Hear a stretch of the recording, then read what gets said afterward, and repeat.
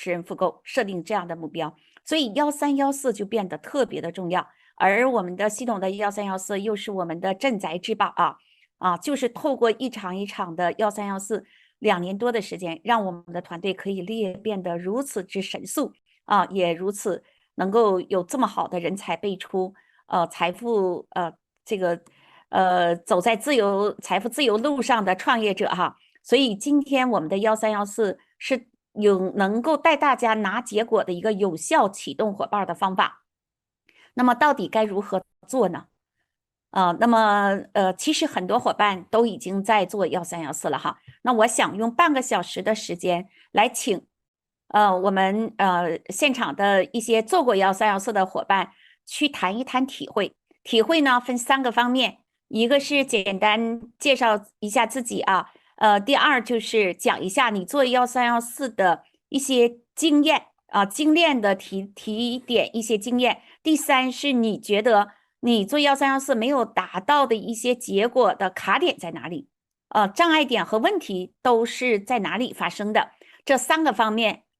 来做这样的发言那每个人5分钟的时间，我们有请3到5位伙伴看时间的情况。好，现在把话筒给到伙伴们，每个伙伴都有机会。各位教练们，大家争相抢话筒来贡献自己的价值，也提出自己的问题，有请。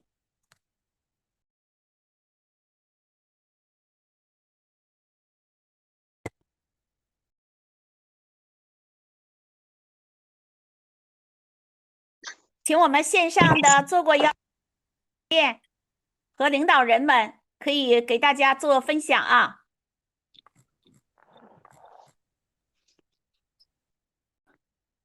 打开话筒的伙伴是哪位老师？张灿龙老师要做分享有请张老师，有请。刚才呢慢一点点，慢半分钟的，就是你刚才前面说的话我没听到，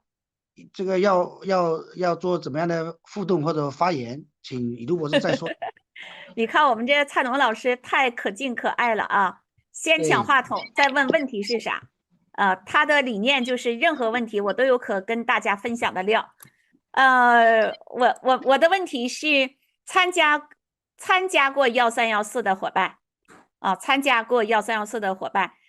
你可以介绍一下自己第一步，第二步，你做过1314，你觉得最重要的一些经验是什么？然后你觉得没有达到预想目标的卡点，对于你来作业来讲都存在什么？这3个点来跟大家分享，时间不超过5分钟。蔡龙老师有请。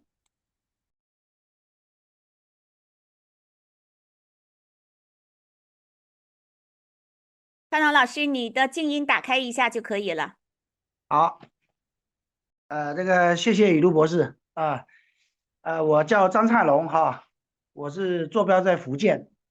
然后呢，这个我自己呢就是很荣幸我当时的我自己本人做1314呢是启动呢是由雨露博士呢给我做了一场我跟我的这个彩霞我的太太呢在这个我的工作室做的，我很记得那是傍晚的时分雨露博士呢就可能是他自己的感性还有他的整个的高度，他也了解到我对文学的爱好对诗歌这方面的一些比较有研究吧。那天我记得很清楚的就是很同频，他还朗诵的当场朗诵的舒婷的那种志向树，因为我的老师就是舒婷让我很有共鸣感，同理心，非常同频，我一个下午都非常的愉悦。然后我呢就想有这样的这个系统，有这样的这个跟我们合作的这个领导伙伴，我就很有信心。那当然后面呢，我自己呢，我现在我看我自己个人的1314里面，我是没有还没有跟我下面的伙伴做1314，都是做520。很荣幸的呢是前不久，差不多1周前，我们的上面的领导人呢陈少奇老师呢他需要我这个支持一下，他说张老师我也没有拒绝，我挑战我自己我说那我需要做什么？他说你做一个这个分享的嘉宾作为一个我们1314里面的大 A， 他说那我说可以，我就答应下来了。我当时也不清楚说我自己能够做得多好，但是我放开手脚，然后呢，但是为了要完成下午的任务啊，那一场也是下午的这个是启动他这个我们的一个优秀领导人陈小春老师在新疆的这个一个市场啊，他们大概情况我也聊了，我们开了会前会啊，很认真开了20分钟的会前会。那天下午呢，就是第一个就是由我来主讲，陈小春老师推出我以后，那么我在组织营销里面，我确实我是很感动的，而且我也要对这个系统呢，我是很有感情的。当时我就那个整个中午我也没有睡觉，我就把所有材料再过一遍啊，这个我们的4P 里面的内容啊，还有我自己的融进我自己的这个以前的一些经验啊，然后就在我的这个工作室里面，他推出我的时候，我就从这个循循右善啊，我的步骤呢，这个跟以卢博士当时可能没这个高的水平，但是呢，因为当时以卢老师给我的这个整个的给我贯穿的这个东西呢，在我脑海里面久久挥之不去，我就按照他的节奏步骤，我就这样来对答如流，跟这个对方这个几个唐老师他们去沟通但是后面呢，我自我感觉，我有录音啊，我觉得我第一场的1314我是做的，我自己给打分可能有80分左右后面反馈回来的信息这个少奇老师说给我表扬，给我点赞，所以我就感觉到呢，这里面呢做1314要有很多的这个一个知识的储备，还有你要有胆量去做这个第三个呢，你不用担心，因为呢，哪怕你第一次没有启动，你还可以第二次的启动，还有深度启动，还有这个机体赋能的启动啊。我非常有信心我就说这些吧，李路博士，谢谢。的，谢谢灿龙老师啊，说的真好啊，3个方面的经验分享给大家哈，一个是知识的储备，一个是要有胆量去尝试啊，第3个就是即使没有做到最佳的结果，也要有信心，还有第2次、第3次更多的启动方式，心态太重要了。好，非常感谢我们的行业前辈啊，也是我们想在文人当中成为最有钱的商人，在商人当中成为最有文化的这样的创业领袖的蔡龙老师哈，给我们的分享啊，感谢有你。好的，再有请下一位。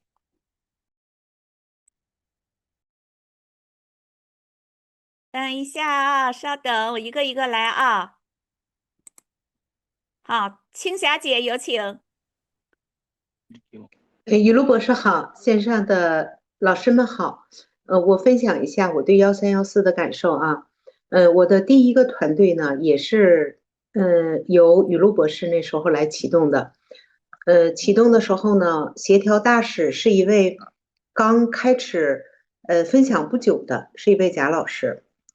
我就从头到尾的呢，按照系统给的那一个流程的版本和这个协调大使做了一个深度的研究。所以说，协调大使的事先准备非常重要，这是第一点我的感觉啊，细节就不说了啊。所以就是那一场的主持非常的完美。第二条呢，就是被启动对象的资料准备很重要。尽量不要这个团队说，就是 A 伙伴下边一个人，B 伙伴下边一个人，最好是排在一条线上的，人不要太多，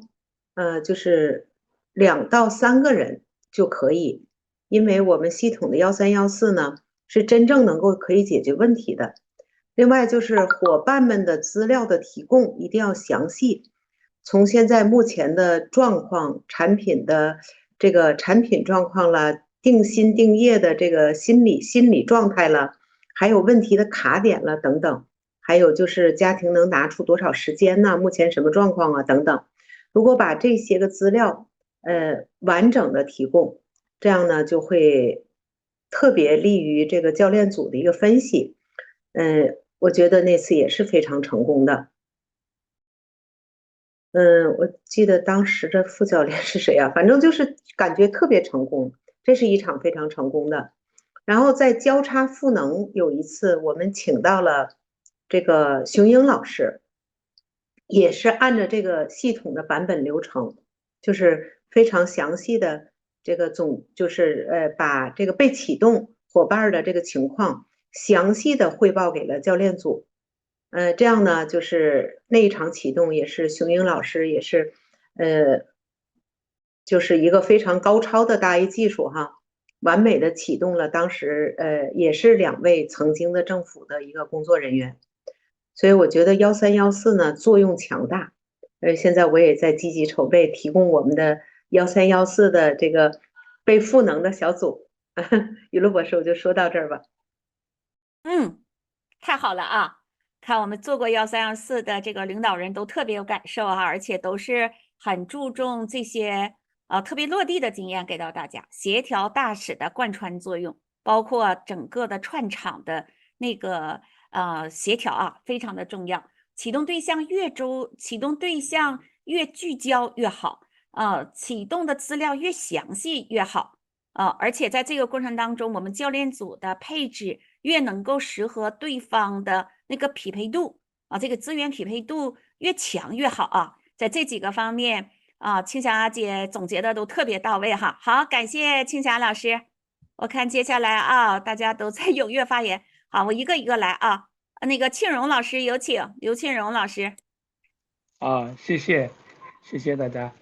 尊敬的雨露博士以及线上的500多位精英，早上好。我来自中国海南，名叫刘庆荣。我的推荐人是艾美辉。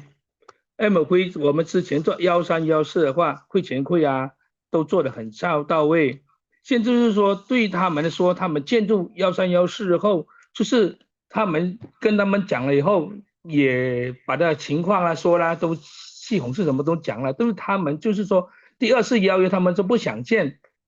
筑系统，所以说它是没有多大结果，意思是跟踪上出现问题了，我就想请教一下。谢谢一路博士。就是启动的过程当中没有看到明显的效果，是这意思吗？对的。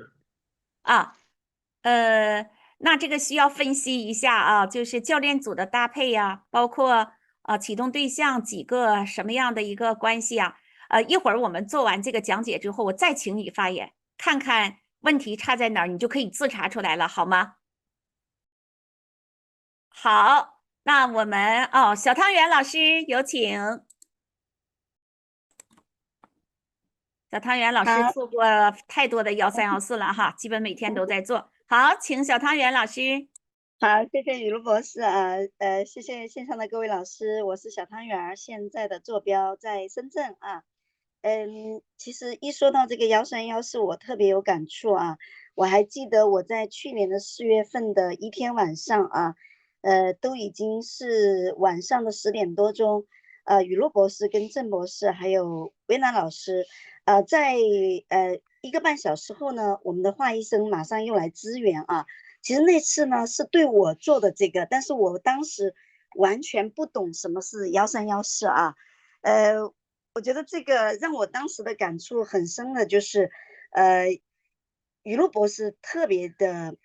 很心思很细腻啊，他会感受到我们每个表情。那我们在整个聊天互动的过程当中，1个半钟以后呢，突然雨露博士就说了一句，说小汤圆笑了啊。就是当时在整个听到雨露博士给我讲解，就是我们这个系统如何的给力啊，分的这个步骤啊，很用心的做笔记也去听，就是那一场啊，就是现在来说一定是当时的这个1314做的。我自己的感受就是有一种内心的这种激情澎湃给再次的点燃，然后呢很向往跟这样子的一个圈层去互动，也想在这样子的圈层去为我们的伙伴们去拿结果啊。当时那是我个人啊。然后进入我们的这个燕子哥的系统之后呢，参加第一届的培训营啊。然后有一场呢是华医生啊带着我们，那个时候我也不知道1314到底这个数字能够代表什么，能够做到什么。好，我们也去尝试了，我还记得是方丽萍老师那个啊，但是我们还不懂，真的什么都不懂，不懂什么叫协调大使，也不懂就是如何去介绍自己啊。因为我们以往就是我自己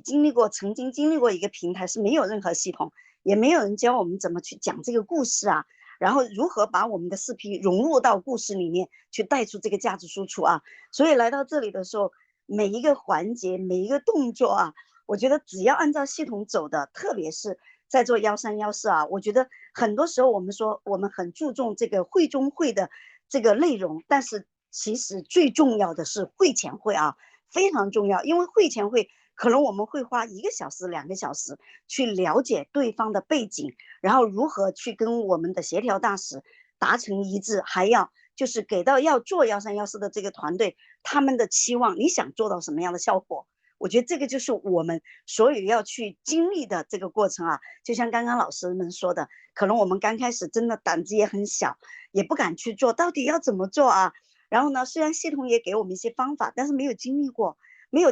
我们还是很胆怯的。然后呢，在讲的时候呢，也是内心不够笃定啊。那在维娜老师一步一步的带领下、教导下啊，给我们很多很多这样子的方法呀，怎么落地啊，怎么让我们整个走的这个1314版本要标准化、流程化啊。所以在每一步的经历的过程当中，当然啊，我们每一次在做会前会的时候，其实花的时间是很多的。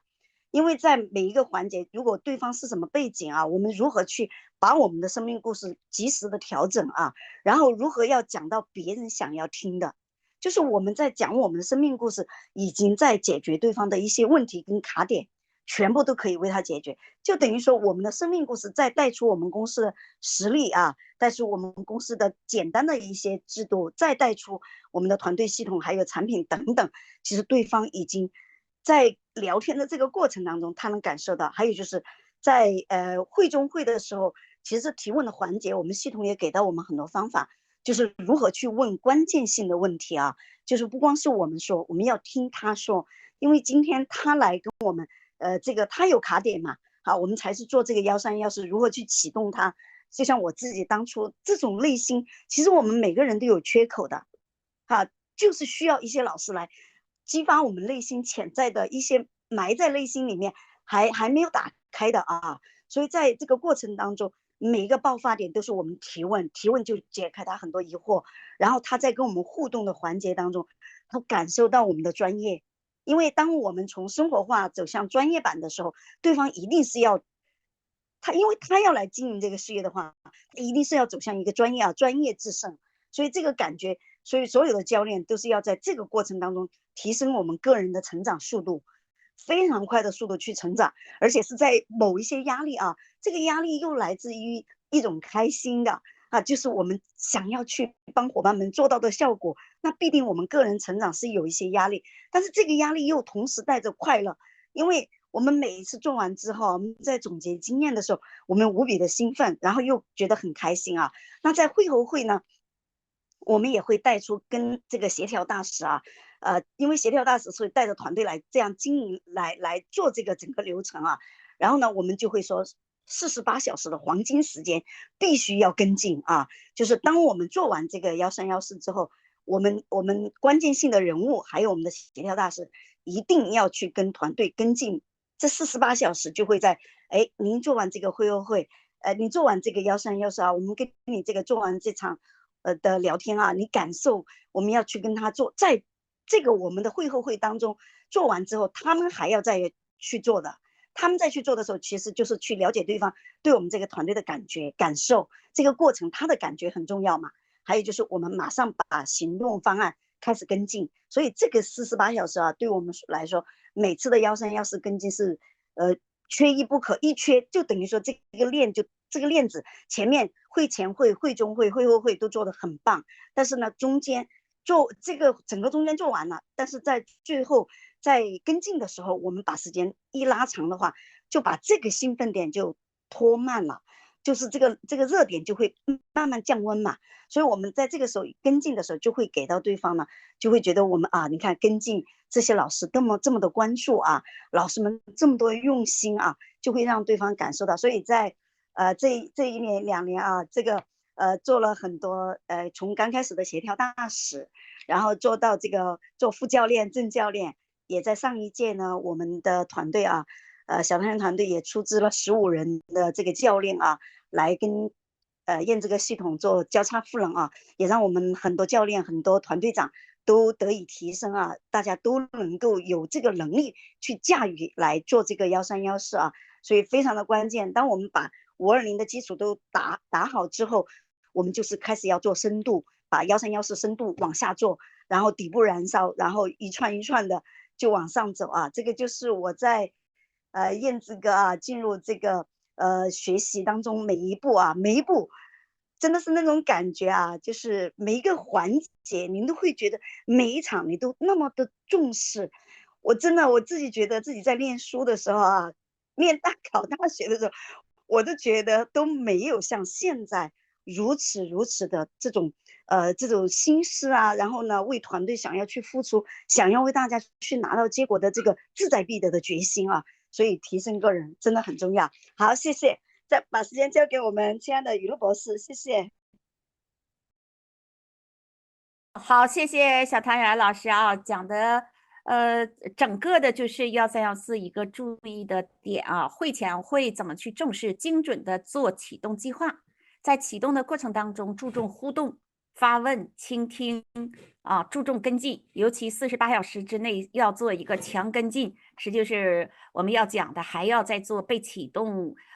这个对象的2次会议啊，去明确他的行动计划是什么，团队能够给他的协助是什么哈。只有做过多场1314，才能做出这样的精准的流程的复盘总结哈。好，相信大家都收获很多。好，谢谢小汤圆。那么再请邵琪老师，我看大家在点话筒的，我就逐一的叫啊。邵琪老师有请。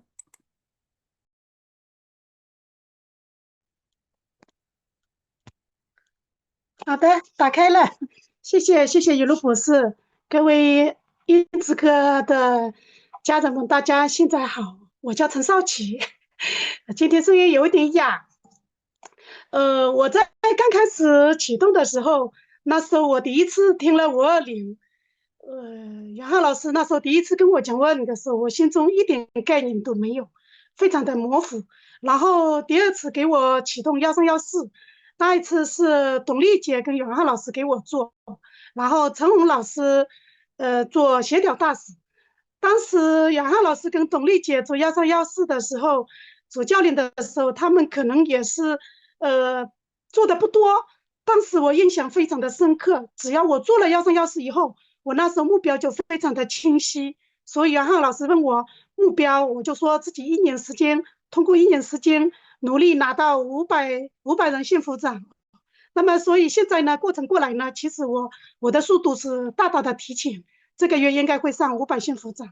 那么自己在做520过程当中呢，我觉得协调大使真的是非常的重要。当然，我把协调大使的稿子都发给一些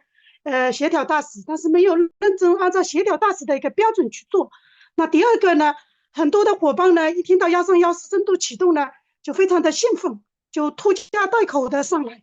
这个也要上，这个也要上，所以我们还是要按照雨露博士的前期我们做过的培训，要做前期会检会的搭桥，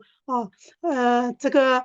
做1314的重点人，还要这个做手术，要开掉一些人。但是我觉得整个过程下来，碰到的问题基本上是可以解决。更重要的就是一个什么呢？不是说出了特别的问题。最重要的问题都是一些美国的产品啊，或者这么好不上医院啊，我呢也没有专业的知识，我只是给大家我说上医院是药品，我们这个不是药品，因为是营养素啊。我觉得更重要的是后期给目标觉得很重要，因为我自己在做1314的时候，袁浩老师给我做1314的时候，我觉得目标一给我就非常的清晰，所以我在做给伙伴们做1314的时候。我记得有一次有一个伙伴，也是盘部门的一个伙伴，我给他做。当时我问他，他说：“你们说自己通过1年努力能上到千人大奖，通过3个月的时间上到100人幸福奖，你们都是理想化，绝对是不可能的，就是你们信口开河、梦想做出来的。”后来我给他目标一分析、一细分化，他说：“哎，这个真的可以拿得到哎。”所以我觉得给目标是非常的重要。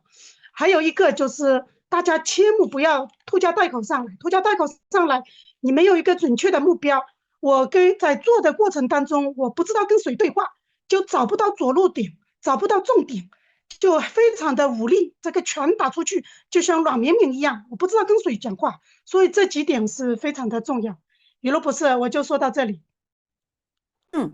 好，非常好啊！邵琪老师是属于非常短的时间组建了团队，然后马上要到500幸福长啊，也是非常进步，这个晋升速度很快的一位领导人啊。那么他团队的1314，因为我在他们的群里啊，基本每一天啊都是520、1314，做了大量的1314哈，所以才有他的这种迅速的可以到500的这样的一个结果。他谈到的这个精准的去评定我们要启动的对象就是拖家带口，可能是家庭的，有的时候还这个自己和下边的小伙伴一起上来听哈。那个要听的那些伙伴在那不发言，就是潜水，这种情况也非常多哈，经常得到这样的申请，说让伙伴来进来学习学习，不说话行不行？你说你是不是监视着别人说话呀？这种情况啊，非常的普遍。还有用专业的这个我们的基本功来回答问题当然，我们用自己的经验，还有我们自己的一些以往的见识回答问题固然好，但是如果加入专业性就更好啊。那还有呢，就是一定不能虎头蛇尾后边一定要带着定目标。没有定目标这个环节这一场1314做的就有一点前功尽弃没有做到位，还要再做第2场，那时候可能菜就凉了所以说的特别好也是在邵琪做1314过程当中的这个宝贵的经验。好，谢谢。时间的原因，我们就再请刚才申请的2位做完发言之后，我们就进入课堂了来自加拿大的即将300人幸福奖 Jeff 老师有请。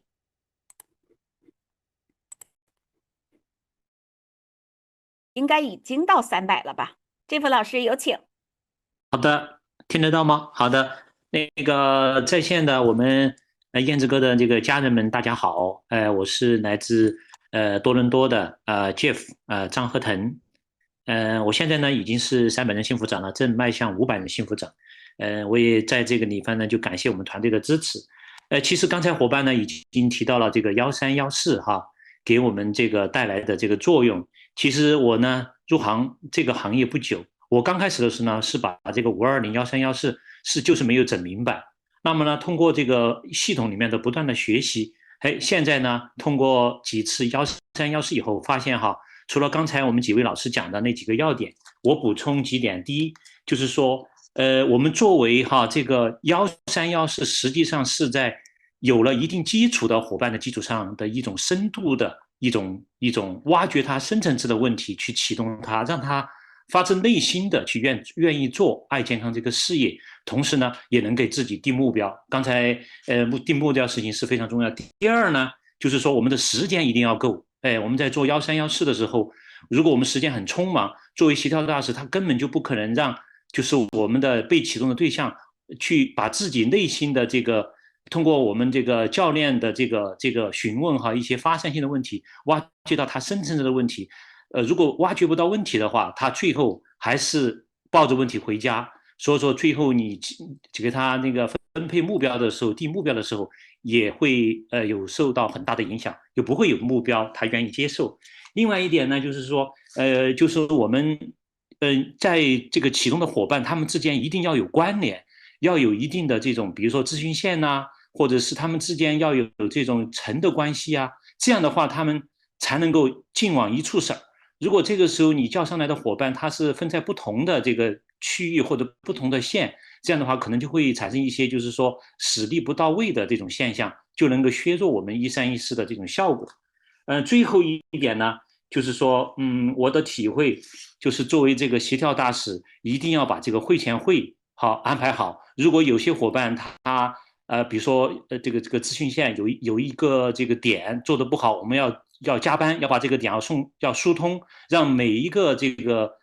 个咨询线的点都能够力往一处使，这个火往这个底部烧。好，我就分享这么多，谢谢。谢谢Jeff老师Jeff老师他做1314，和厉总他们应该是自己做的比较多刚才透过他的分享，我们看到他在这个探索的过程当中也能看到我们这个1314的一些重要的门道，就是怎么能够专注在那些最重要的人。其实像他和厉总这个团队都是找红苹果的思路哈，所以呢，也真的带出了一批真正的创业者哈。所以这个思维和这个结果，有的时候它是非常就是高度的一致的。我们的思维是怎样的，最后的结果就会怎样的呈现哈。所以关注重点人物、重点问题，这是我们Jeff 老师给到大家的贡献哈。好 ，OK， 下面请我们的艾米辉老师，最后一位啊。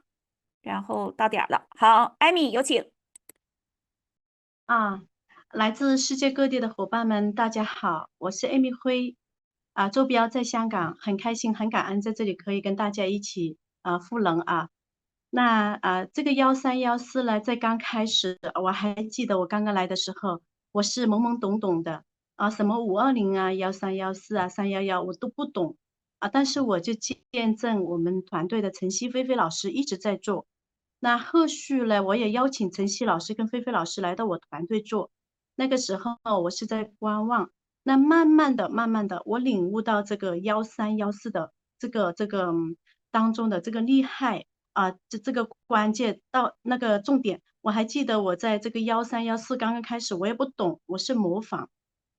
那后来我是透过在系统里面不断的成长。那我记得在最让我成长最快的地方在哪里？在这个交叉赋能里面，这个交叉赋能里面让我一个就是整个人翻天覆地的改变。因为当我要去外团队做这个交叉赋能的时候，我还记得我第一次来做雨落博士这个脚板的时候，我在前期不断的去看这个脚板，去领悟这个脚板。当我做完这一场1314回来的时候，我去检视自己，简直就是好像我经常跟我女儿讲的，好像脱了一层皮一样的，好像那个蛇再一次脱皮成长一样的。那在这个过程当中呢，我自己也有一种感受，就是做1314之前，这个识别很重要。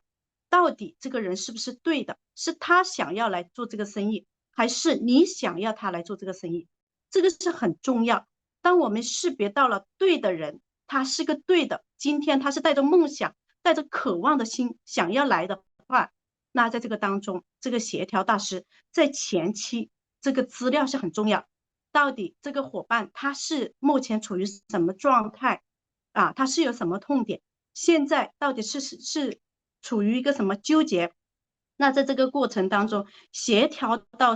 大师跟这个教练这个交流这个会前会是非常的重要整场的会议重点元素在这个前期的会前会这个花功夫这个细节上面。如果这个我们的协调大师给予这个教练的这个资料越细，在这个当中启动是越到位。那还有在这个当中，我觉得就是刚刚开始由我做教练的时候，我是自己讲的太多了。那到了后续呢，我觉得我要去听，要去问，听得多，问得多，最后听到了对方心里面的那个他的痛点，他为什么目前的纠结。那最终我们是用我们的生命故事，用4P 的价值去征服，用故事去讲他要听的，而不是讲我自己要讲的，他想要什么，用故事去征服，用故事去引领用我们自己生命故事。那最后呢，在这个当中，我们刚才有几位老师也讲了就是我们这个定目标是很重要的，最后跟这个新伙伴去定目标，他有了正确的这个方向。那还有就是当我们做完这个1314的启动，其实1314不是一次的启动，那为什么我们叫做月光下的散步呢？就是最后我们还要就是刚才我们小汤圆老师讲的48小时的跟进，这个是非常的重要的。因为这个1314它是可以做到一定的效应，但是如果我们没有及时的去跟进的话，这一场1314也是没有用的。因为这个我们接着下来在最后的就是做完1314，我们自己私底下要跟这些伙伴再去聊天，今天这个1314给你带来什么样一个效应，团队最终给你什么一个力度，你最终的这个信心度要不断的跟他去对话，一对一的对话，跟伙伴们是很重要的。那还有就是真的是个人的成长是很重要。每一次这个1314会后会的检视，那我们虽然是教练，最终我也要听回我这个协调大师他这一次他的感受他的体会，那也要听听他的意见，我们这一次的配合能达到一个怎样的，你有多大的收获，那我还有哪些地方需要再一次去检视，再一次去成长。那这个是我整个过程的这个1314的体会感受。那我将麦克风交给我们的雨洛博士，谢谢。哇，艾米老师这一次的发言真的让我看到了不一样的艾米辉老师哈。因为我跟他做过几次1314哈，从大概应该是有一段时间之前了，到现在他对1314这个经验的总结，我们看到了他这种非凡的成长哈，因为他总结的非常的这个精到。这个讲到了我们这个1314怎样的去精准的把握启动对象，一定是自己想要的一个人。所以我们有的时候很多1314做不出结果，就是前边的那个被启动对象的甄别不到位自己本身没有愿望，或者是被我们架拢着那个不断的一次又一次的催着，然后逼着来到了1314的现场，这种效果是绝对不会好的哈。不论是多么优秀的领导人，多么优秀的教练，你都要在前边大量的那种破冰那这种破冰等于重新摸需求不是说不能做，但是要耗非常多的时间我也经历过这样的哈，就是前边的这个对象遴选不到位，然后在大家强烈要求必须要做就感觉是个对的人。结果人家的意愿不强烈，前边大量的时间要重新摸需求，重新去建立关系，增强信任，然后才有后边，那肯定就是虎头蛇尾了，因为你大量的时间都放在前边了哈。我觉得这一点给了我非常深刻的体会哈，艾米的分享。那他谈到了在这里边我们不断的去做跟进就是能够把它真正转化为一个事业型的领导人哈，事业型的伙伴那这个从你的人员的甄选到最后把它真正的激活那中间绝对不是光一个教练组走一回这样的1314的过程，是要我们在会后会的时候做出精准的再评估，如何跟进，跟进的重点是什么，一步一步的把我们的行动计划落到实处。好，感谢我们的艾米老师哈。OK， 好，那接下来呢，我们进行今天的讲解稍等。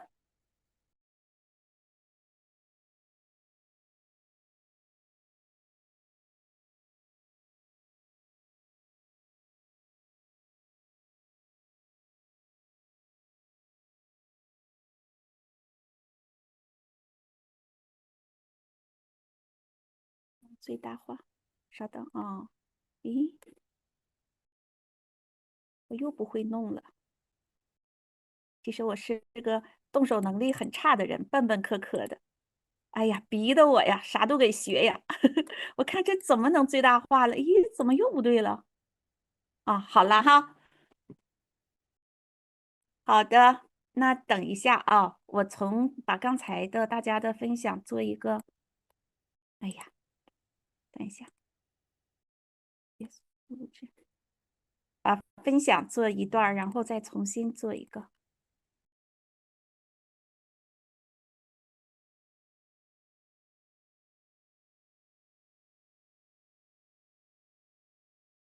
好的那我们就从这儿开始讲因为在上一节的时候呢，给大家有谈到了会前会和会后会，以及我们做1314的前边的一系列的基础的讲解那我们直接就是切入到正题，讲会后会哈，不是讲会后会，讲会中会，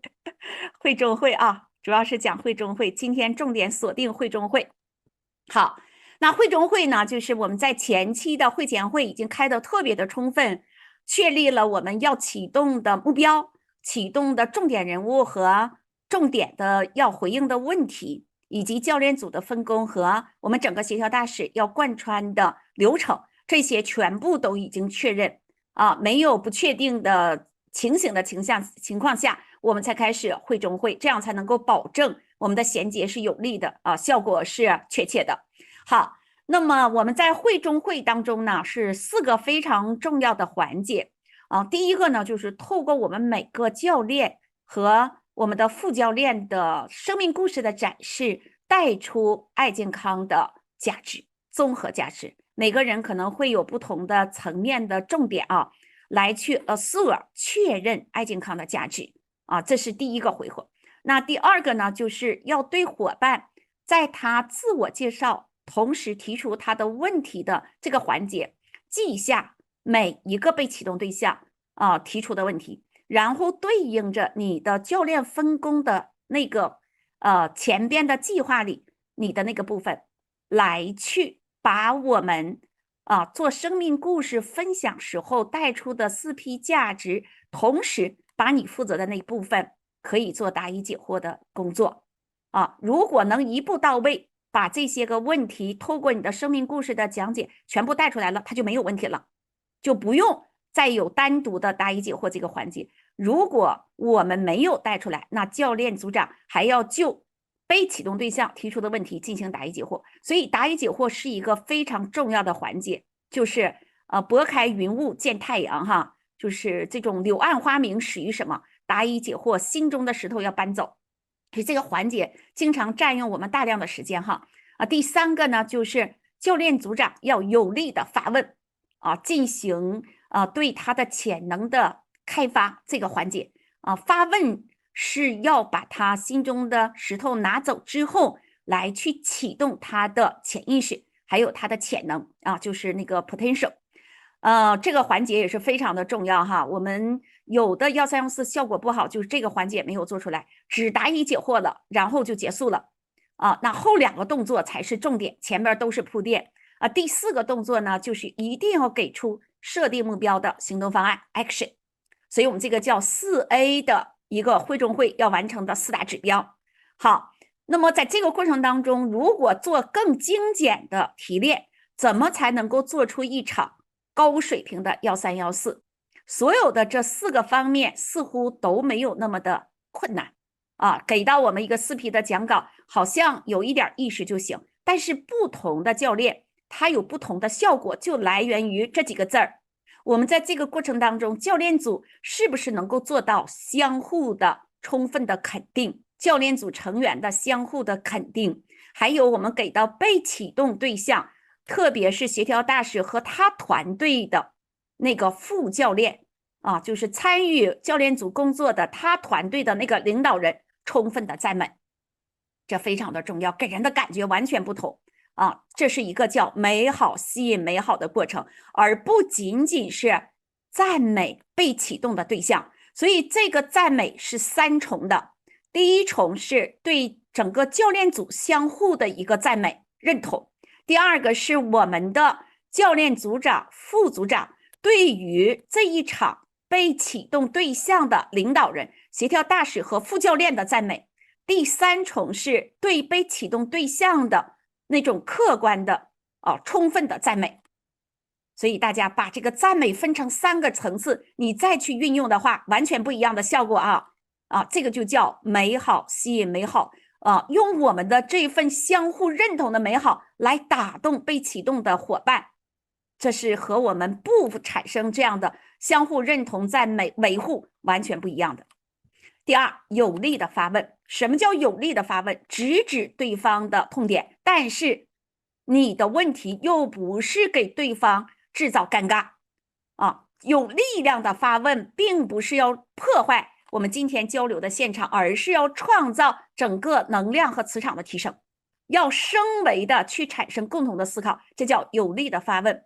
第3个叫高级回应，一会儿我再给大家讲什么是高级回应，大家先记一下，现在高级这2个词儿是网络时尚语非常非常的流行，我们做什么事情要高级那高级回应是怎样的？一会儿我们来讲。好，首先大家来看一下我们教练组赋能的4个回合，也就是说整个教练组会有在4个场次下进行出征第一个场次就是协调大使来介绍我们的时候，推送完了我们要自我介绍，时间不要长，3分钟到5分钟来介绍自己不是要你讲你的生命故事这个回合，而就是你简单的介绍一下你自己和爱健康结缘的过程。最重要的是什么呢？表达我们愿意分享自己的经历和看见，给伙伴帮助和参考，一定要把来到我们这个启动现场的意愿表达出来。我们来是干啥来的？我们不是在这里炫耀自己多厉害，而是要帮助伙伴。怎么帮助？要表达我们自己的看见和经历，要给伙伴提供最有力的参考，做到信息对称，让伙伴最后自己做出自己的决定。所以我经常会说，今天我试图把我在健康的看见和我今天感悟到的东西都跟小伙伴们做分享，力求给到大家最完整的对称的信息。我相信大家都有非常好的鉴别能力，一定会做出最智慧的选择。这是我经常用的一句话哈，那你要把这个意愿表达出来。这是我们教练组的第一次亮相，时间不要长哈，5分钟左右。那第二次亮相是很重要的，就是当我们的这个自我的介绍结束之后呢，协调大使会把话筒给到我们的被启动对象，从被启动对象的那个组长啊，就是小组长，因为他会带着他的2个伙伴或3个伙伴来哈，那么先让他发言啊。如果是这种情况，可能我们已经把他吸纳为我们教练组里头的一个特殊成员了，你进行了场外的交流或者会外会，那么先交给他他的能量场，他是和我们基本上是一致的，因为他知道要启动他的伙伴，所以由他来介绍他的几位被启动的伙伴的情况，简单介绍哈，这是协调大使的分内的工作了，简单介绍他几位伙伴啊是做什么的，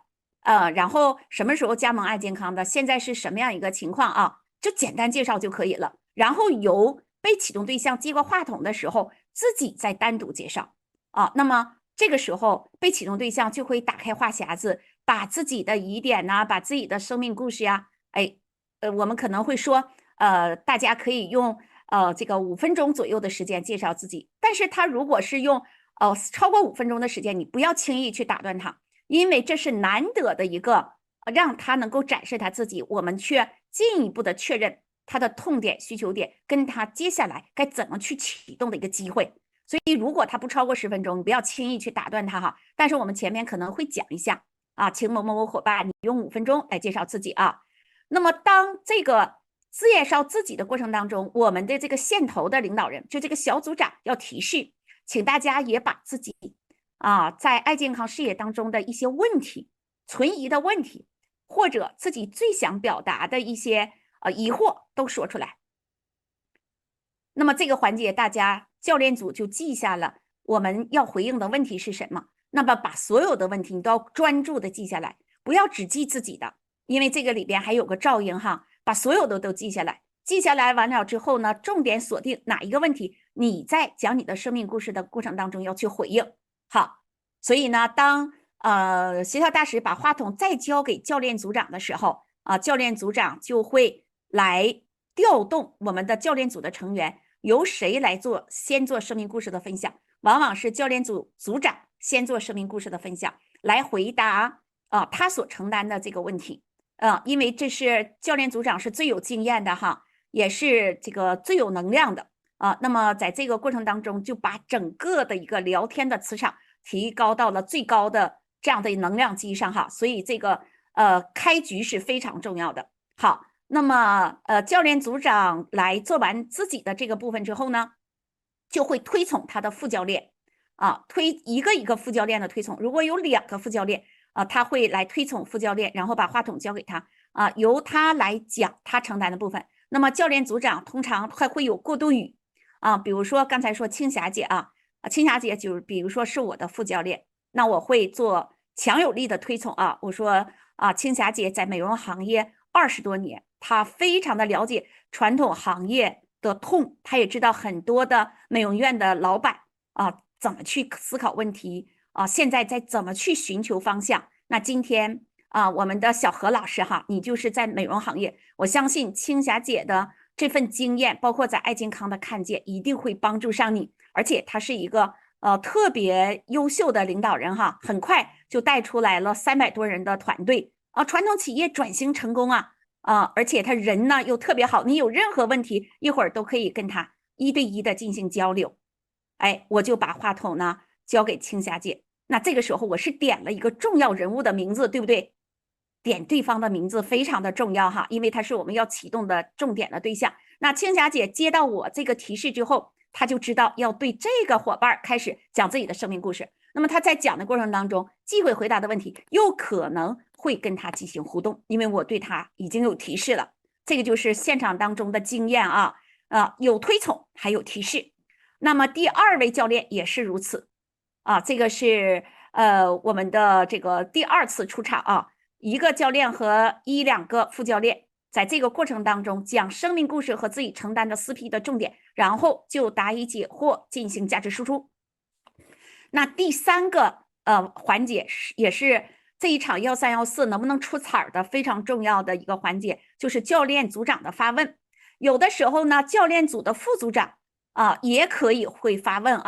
那一般呢就是听教练组长的指令，教练组长他有经验，他会创造副组长和被启动对象之间的交流在于你的穿针引线和起承转合那么我们在这个发问的过程当中，最重要的是把对方的潜能和为什么要做爱健康的，就是这个 why 找到，主要是找 why然后找到他的生命潜能，他能够做这件事儿就是把他的信息建立起来。然后第4步的时候呢，才是第4步之前中间教练组的组长发问的过程当中，还有一个环节，就是当我们发问到一定程度的时候，会把话筒给到协调大使，请协调大使来去讲一下他被启动这几个伙伴在他看来怎么定目标是比较合理的。那么这个目标也定下来了那么我们整个教练组会对协调大使给出的目标建议进行个评估，然后跟被启动对象再做一个回应，来确认他是不是愿意接受这个目标这个就是整个教练组长来去控场的一个生命唤醒、激发潜能和确定目标的过程。应该再加一点确定目标。好，这是第3个回合。第4个回合就是整个都进行完了之后，那么协调大使会让被启动的伙伴来谈一下自己还有没有其他问题，这一场启动大家有什么收获和感想。那么最后教练组呢，要把咨询线还有我们的伙伴给予更深入的一些认同、赞美和鼓励就是我们所说的来去表扬这支团队从协调大使开始表扬，包括如果他团队的副教练这个副教练有他团队的领导人，那也要去表扬他这支团队非常的有战斗力这个领导人怎样的付出然后怎样的去有心愿带领大家一步一步的实现目标等等。那同时也要去表扬这些被启动的伙伴这些表扬认同全部基于实事求是，不要用力过猛，也不要就是这个做不切实际的那种虚张声势的表扬就是基于事实的情况下充分的去赞美。我用的是充分这2个词而不是说这种放肆的去赞美，并不是，充分的去赞美，基于事实。好，那这个4个回合当中最难的是什么？最难的是第3个部分所有的1314你会发现，凡是能够做出最好效果的，就是在第3个部分里边。第3个部分有力的提问，给到对方的这份唤醒，还有给到对方的行动方案，这个过程是一个相互生命关照和唤醒的过程就是说透过我们的发问，不能让人家觉得我们今天在查户口，今天在给伙伴制造什么样的尴尬，而是完全沉下心来，俯下身去进行生命的对话。所以我为什么说在我们做教练的过程当中，最后会走向生命的教练呢？会做一个梦想的教育家呢？就是来源于这部分的艰难，而大家在不断的这种试炼的过程当中总结经验的过程当中，你会做出这份感觉来。一旦做出这份感觉来，你的1314就彻底过关了真的就是可以启动一场叫一盏盏灯明一路路花开，就是那种感觉好的，先说一下这个框架，4个回合。那么在就是确认价值和回答对方疑问这个环节呢啊，就是大家记得，我们是帮助伙伴去塑造信念的一个过程，解决他的 why 的问题，而不是解决他的这个方法的问题哈，是解决他的 why 的问题，方法的问题是下一步来解决的，所以一定不能跑题啊，就是我们的整个的讲解啊，透过我们的生命故事去感染，然后我们对爱健康的看见，用你的认知，用爱健康的价值去征服啊。用我们今天拿到的一个自己实现的结果如实的去证明啊，就是你的整个的10分钟左右，10到15分钟的这个过程，就是在这4个方面来用功的，所以千万不要搞跑题了。有的伙伴呢，一去讲生命故事的时候，包括我自己也有过这个时候哈，我曾经就话筒给到我的时候，我说了40分钟。其实那个时候就是都是不得要领的，所以我也经过了那种探索的过程啊，一下子把问题都跟人家回答了啊。当时也没有教练分工，就是特别是我和瑞娜老师、雨熙老师，我们做的开始的几场的时候，基本上就我自己来说。现在想一想，都是多糟糕的一件事情哈。而且你雨熙老师、瑞娜老师不挑我啊，但是那个时候没有经验呐。现在我们就知道了，每个人讲自己这个部分，但是都围绕着这几点去讲啊，一定大家记住啊，不要就是一下子讲得很长，把别人的那个部分全讲了啊，或者是就是扩散性太大了，那个发散性思维啊，一下控不了场了，所以就是一定就是在10到15分钟把自己的那个部分讲完。好，那上一次时候我已经跟大家简单的讲了我们在教练技术发问当中的5种思维，我先不讲这5种思维，我回头一会儿再有时间讲这5种思维哈。我先讲关于发问这件事儿，教练之问啊，这个是教练技术的一个专业的知识的吸收哈，大家能吸收多少吸收多少，因为我觉得更多的是要在实践当中练啊，你光听不明白的，你必须练。那么为什么要给大家讲这堂课呢？就是你要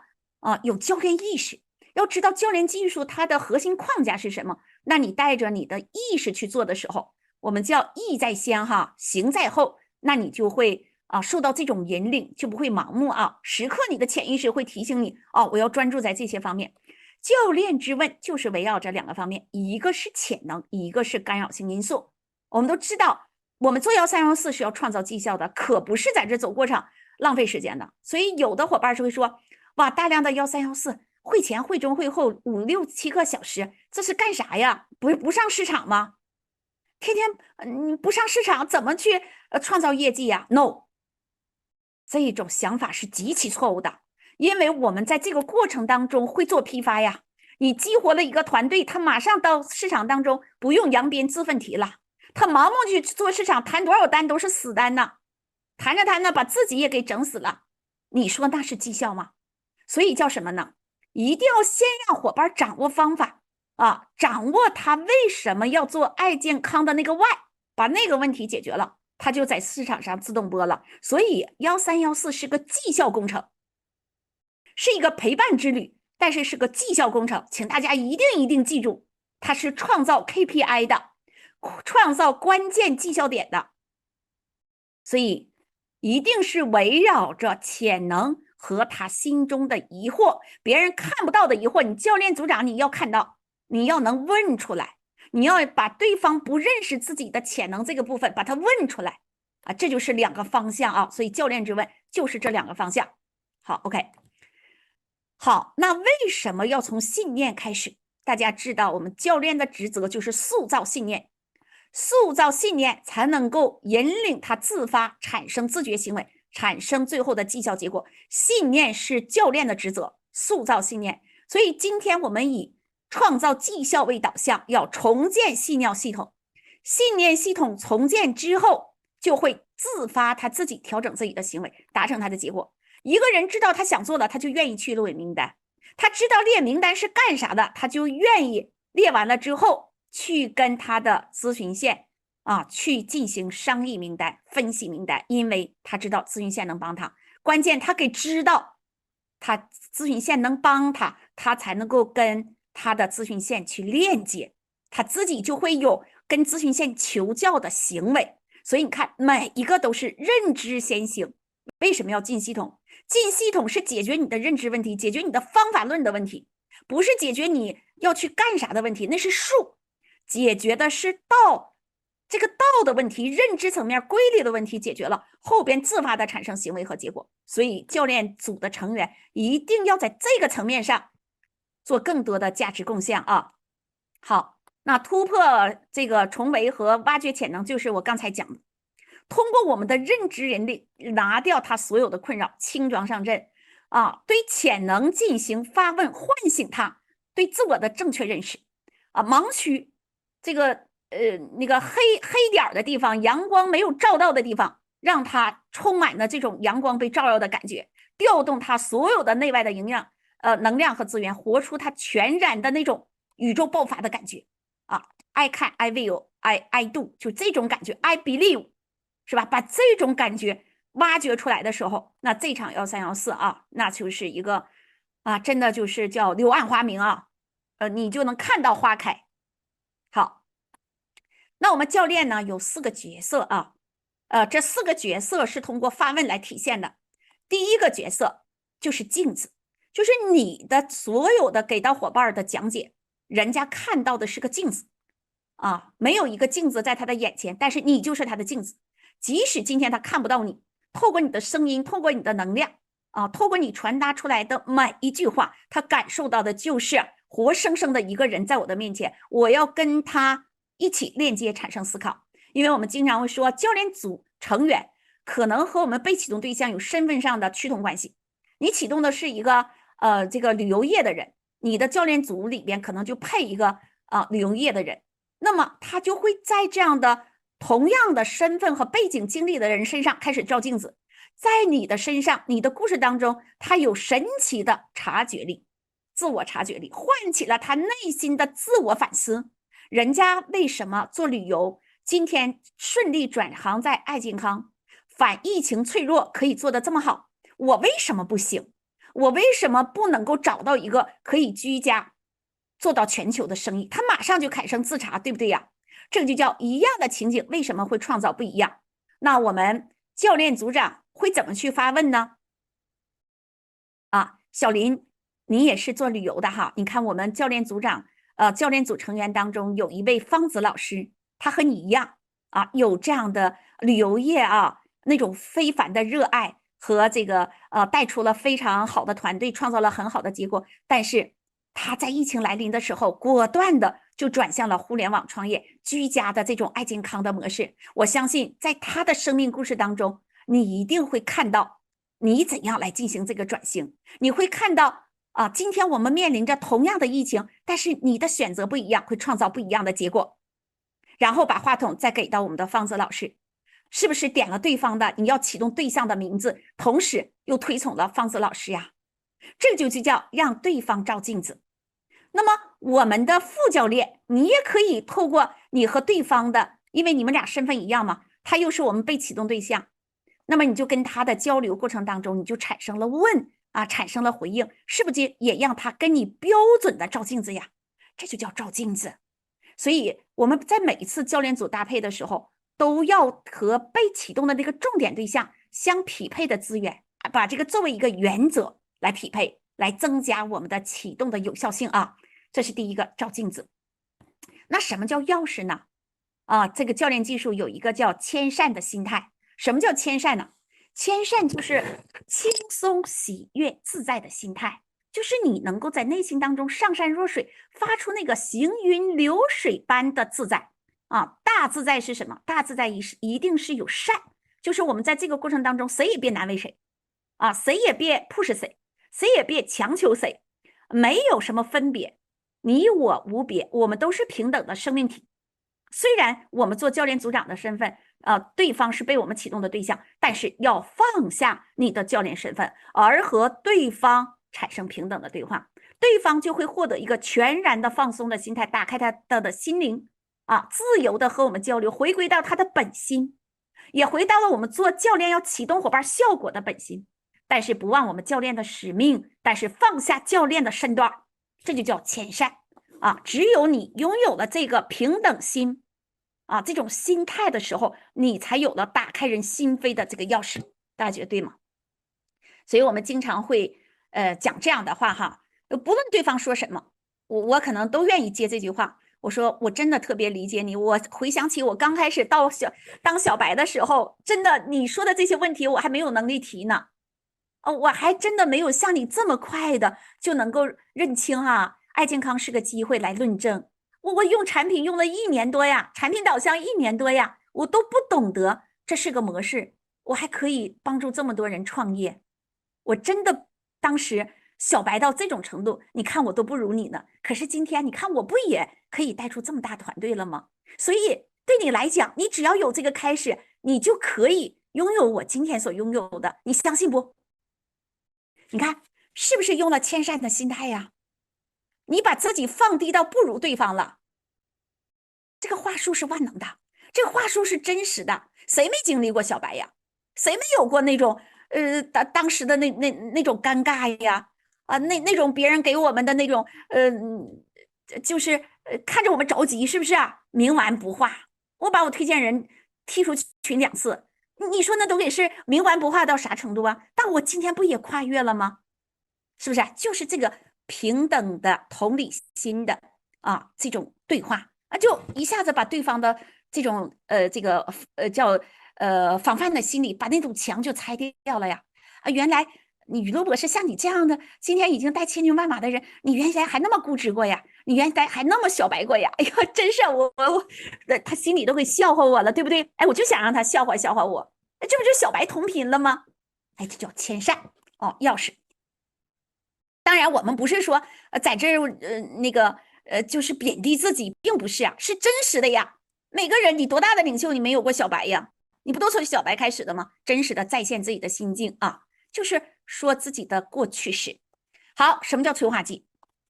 催化剂就是通过你的对大家的优势的挖掘，发现他的潜能，把原先他认为的不可能变成可能。最好的催化剂我也经常用的哈，就是我会讲出这个伙伴的优长，因为他讲话了，他给我提问题了，我在跟他回应的过程当中，我就会找到他的优点，然后我就开始充分的赞美他。我赞美他还不够，到最后定目标的时候，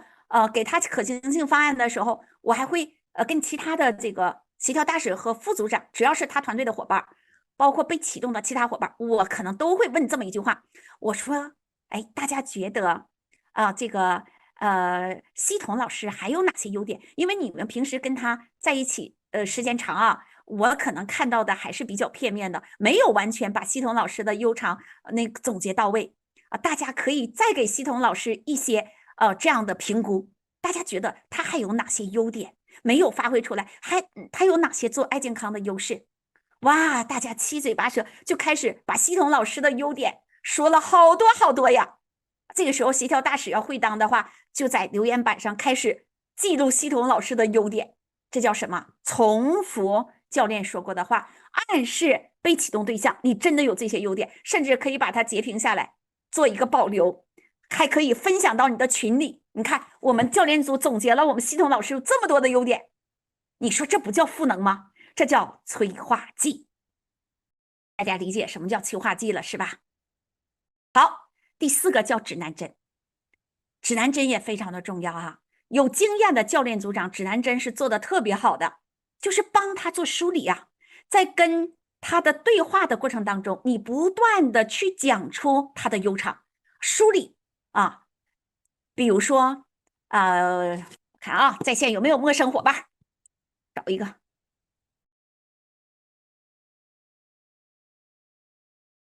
比如说爱丽丝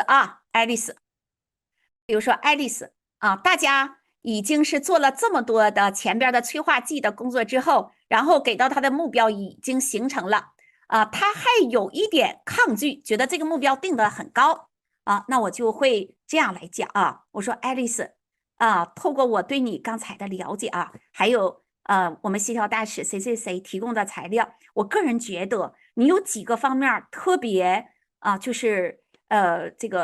值得我们学习的部分。你看你学习能力非常强，你看你基本上你跟4P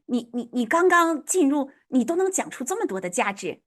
然后我觉得你还有个谦卑的心你看你跟我们的交流，我都觉得哎呀，你那份发自内心的善良然后对教练组的尊重啊，还有渴望得到帮助啊，就是这份心，我觉得我特别受感染啊。我觉得我们要用这份心去帮助伙伴，那我们一定是一个优秀的领导人。你还可以说出更多哈。然后你看我们刚才这些个伙伴啊，对你的这份潜能的这个开发，还有优势的挖掘，都让我看到，这不就是未来的一颗新星吗？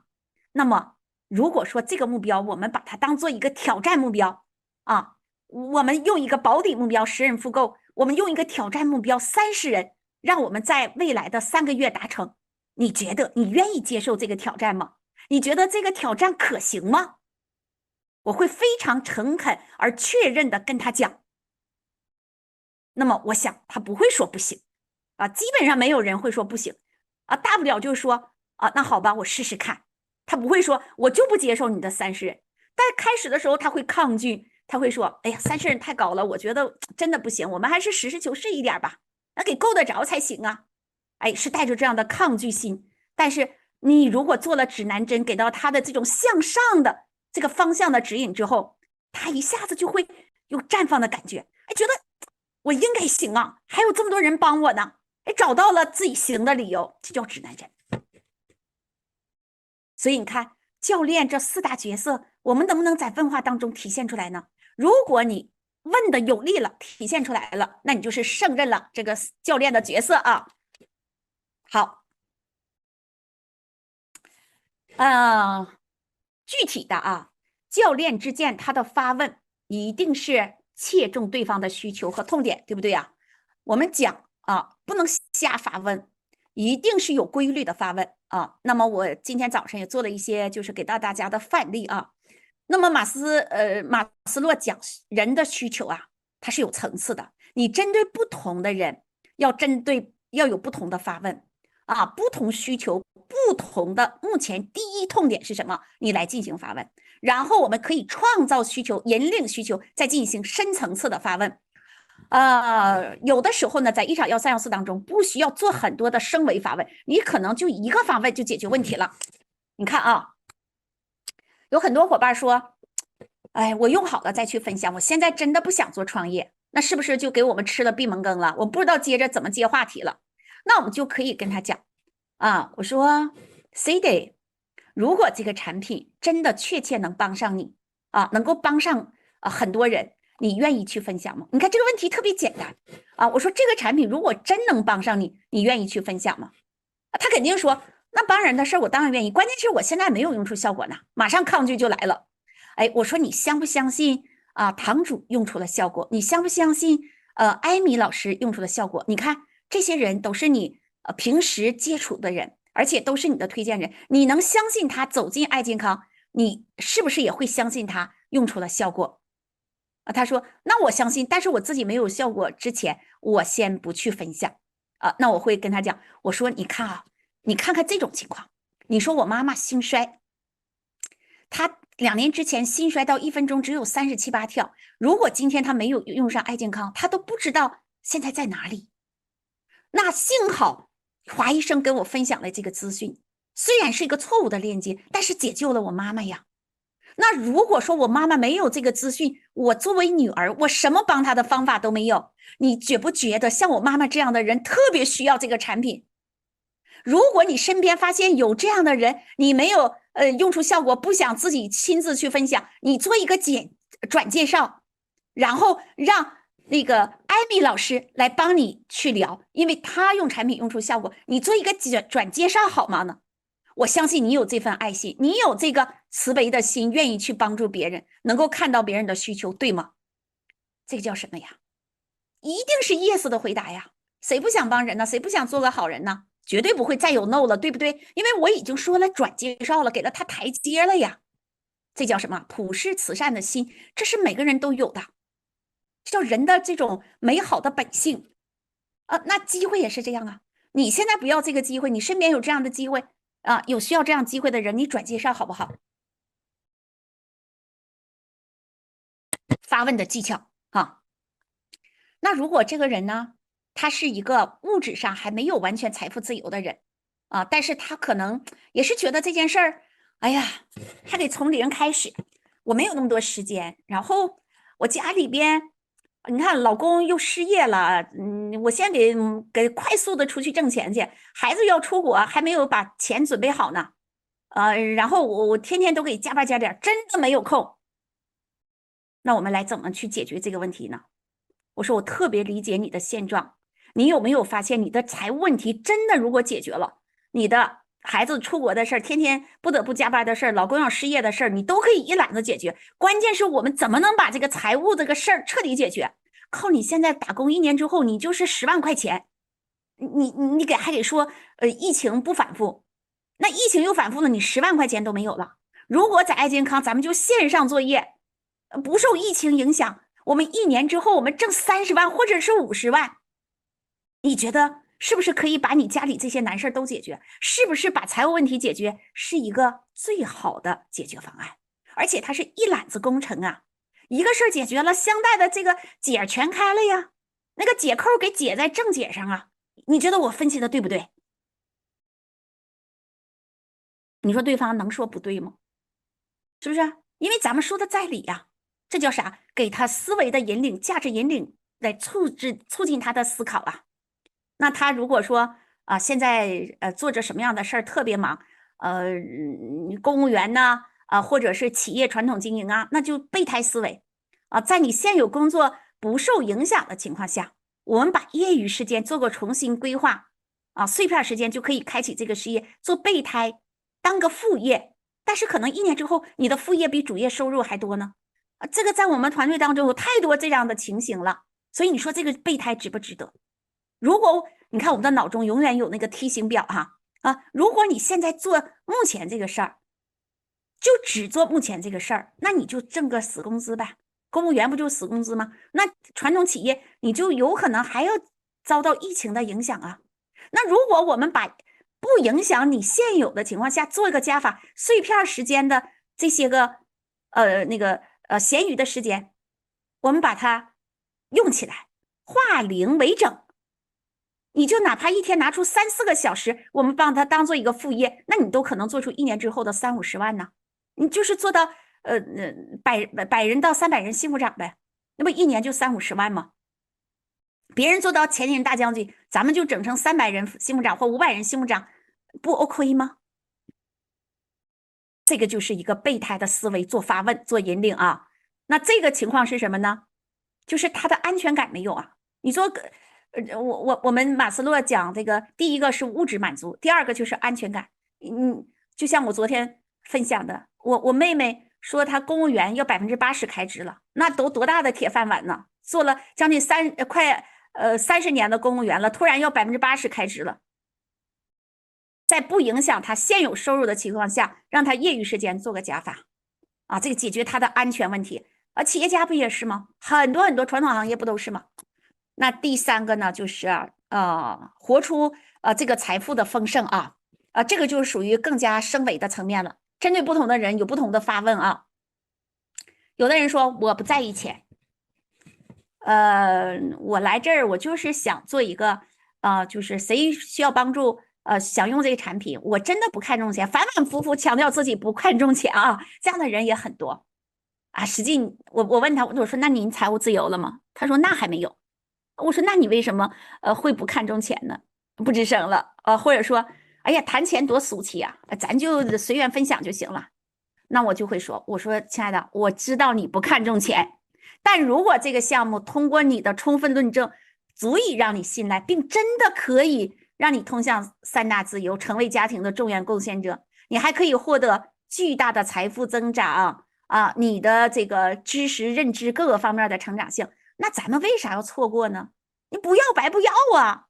错过的成本多大呀！1年之后，你看跟你一样的在线上的谁，今天我们都在一个页面上，一起来在这场对话，1年之后，人家都是活出那个财富的丰盛了，财富都显化了，咱们就在这说钱不要，哎呀，铜臭味儿不重视，我不看重，然后咱们还过苦巴巴的生活，那是你想要的吗？我觉得那一定不是你内心所想的，你可能想的是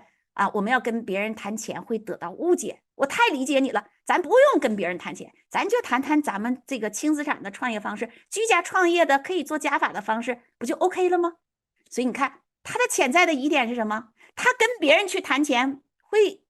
遭到别人的误解，他的潜在的疑点是这个，并不是他不在意钱，而是怕跟别人谈钱。那你把它指出来就 OK 了。啥叫教练之间？指他的要害啊，但是呢，不说他啊，不要去说破他。但是我们影射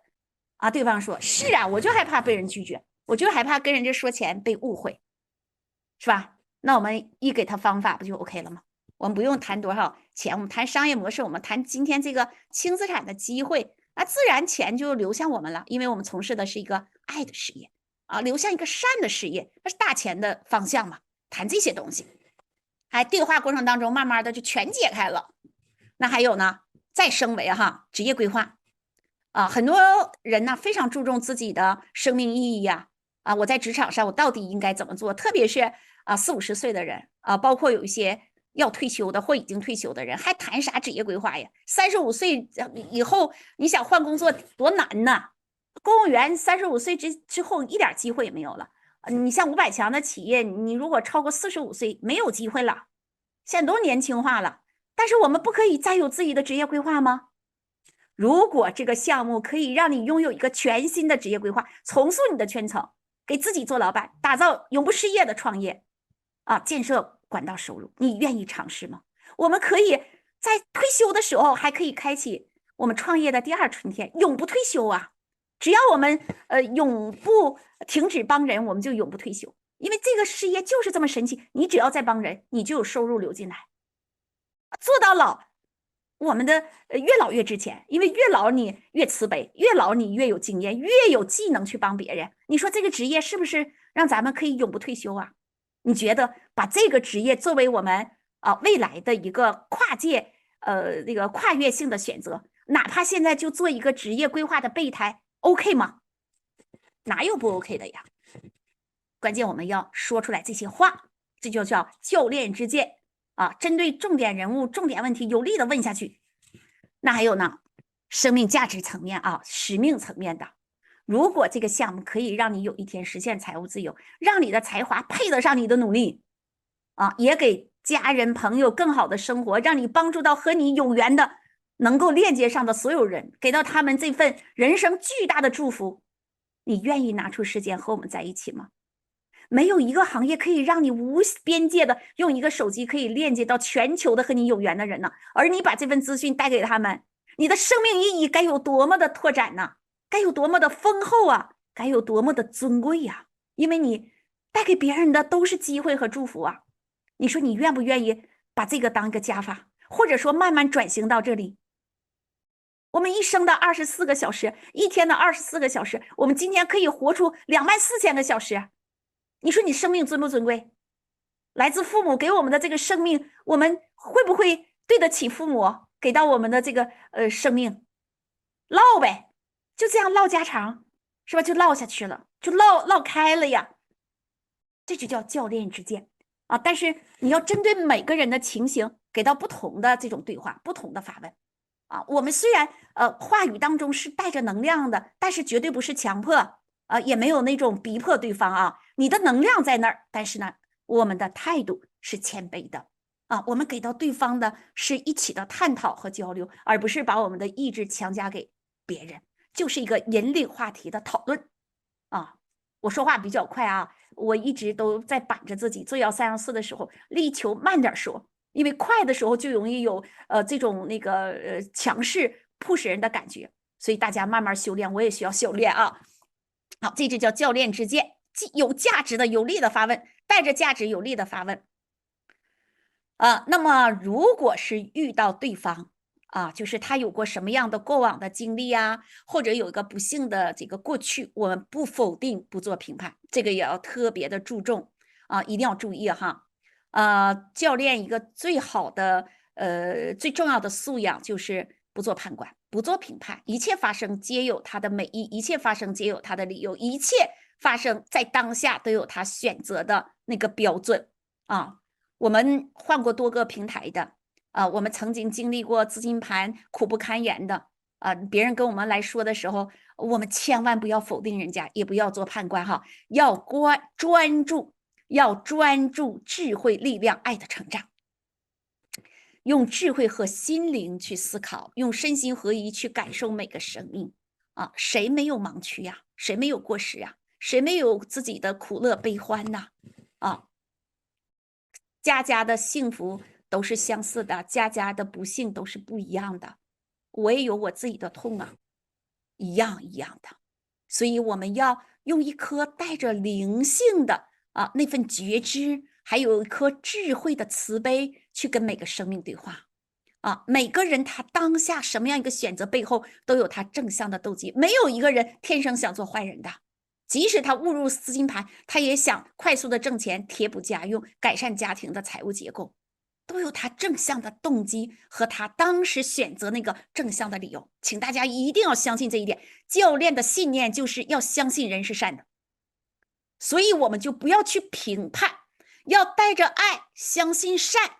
啊，去触达更多的真的发生啊，这就是我们教练的信念啊。每个人当下选择都有正当的理由，每个人身上都有足够的资源去解决他自身的问题啊。今天他为什么会来到了线上？因为他有贵人出现了，推荐人把这份资讯带给他了，所以每个人他都有他身边的资源啊，有某个时刻发生的时候聚集在他的身上，帮他去形成解决问题的端口，一定要相信这一点。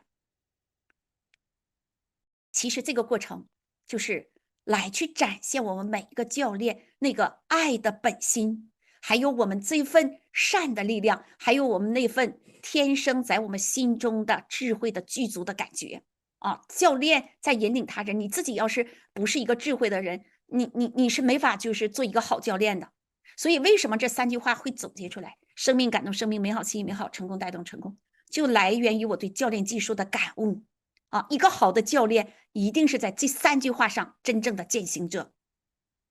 所以大家记住，无论面对的是什么样的对象，我们都要谦卑的和对方合一，生命合一，身心灵合一，我们是平等的姐妹兄弟，用这样的心态去跟对方进行对话。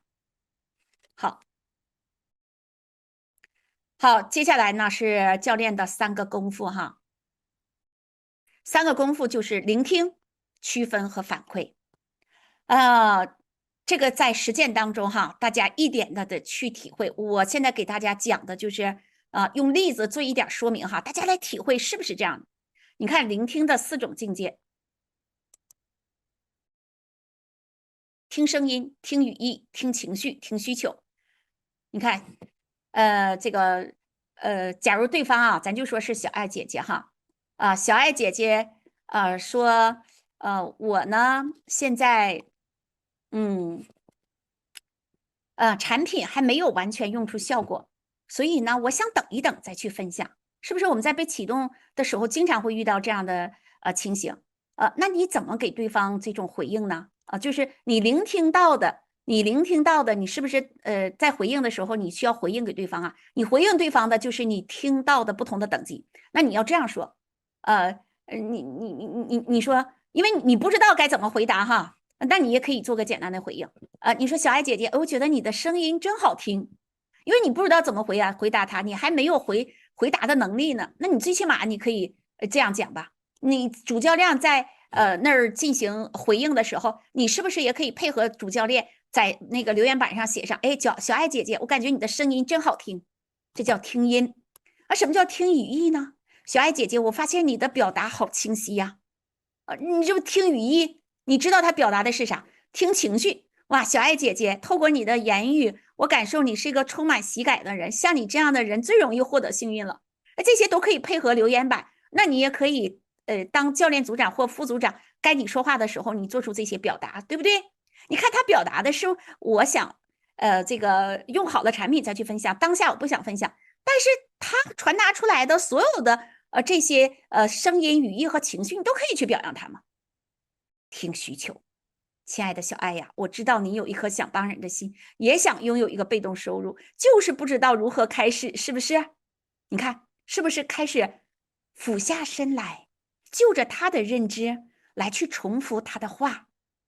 然后把他的需求说出来，通过你把他的需求总结出来，他就是没有用出效果，他就不知道该怎么分享吗？这不是不是就这么个意思？但是你看，你可以听出这么多的境界，是不是聆听有不同的境界呀？那我们哪一个境界给到对方回应都是美的，都是好的，都是谦善的。那你回应到不同的等级，对方的感受就是不一样啊，懂他的这个层级就是不一样，对不对？所以我们的耳朵要和心连在一起，耳朵听的 listening 和我们的心 heart 要把它连在一起，走心流啊，连在一起来聆听啊。好，那再去区分的时候，区分啊，这是区分。区分是2个层次，一个是你要能区分出来，是他说的是一个事儿本身，还是说的是他的一个认知。你看，我们这叫 A、B、C 哈 ，A 直接决定了